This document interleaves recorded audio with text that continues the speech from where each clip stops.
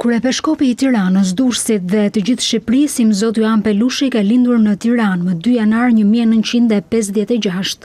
Në rininë e tij të hershme në kohën e regjimit komunist, u pagëzua fshehurazi nga Prifti Kozma Qirio, më vonë Peshkopi Apollonis, duke u bërë pjesë e një grupi të vogël të kishës së Nëndeshme.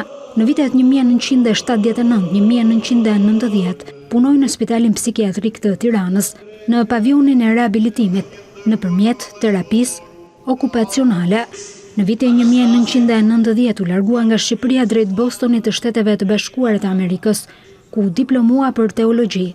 Pas diplomimit kthehet në Shqipëri dhe nis punën si pedagog në Akademinë Teologjike të Kishës Ortodokse Autoqefale të Shqipërisë. Një vit më pas, shkurtin në 1995, kthehet sërish në Shtetet e Bashkuara të Amerikës për studime të mëtejshme, të cilat I përfundoi me rezultate të larta 2 vite më pas, në një master të avancuar të teologjisë. Në vitin 1996 u ngrit në rangun e arkimandritit.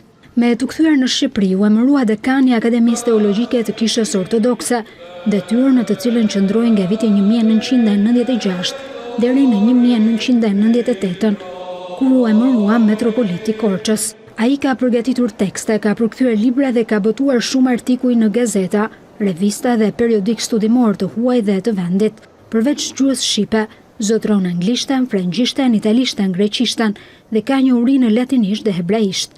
Për kontributin e dhënë në shumë fusha në Korçë në vitin 2003, është vlerësuar me titullin qytetar nderi I qarkut Korçë. Si personalitet I shquar I botës shpirtërore dhe fetare në vitin 2018, Universiteti Fanoli I Korçës I jep titullin doktor honoris causa. Një vit më pas vlerësohet me certifikat mirënjohje dhe nga Bashkia e Tiranës.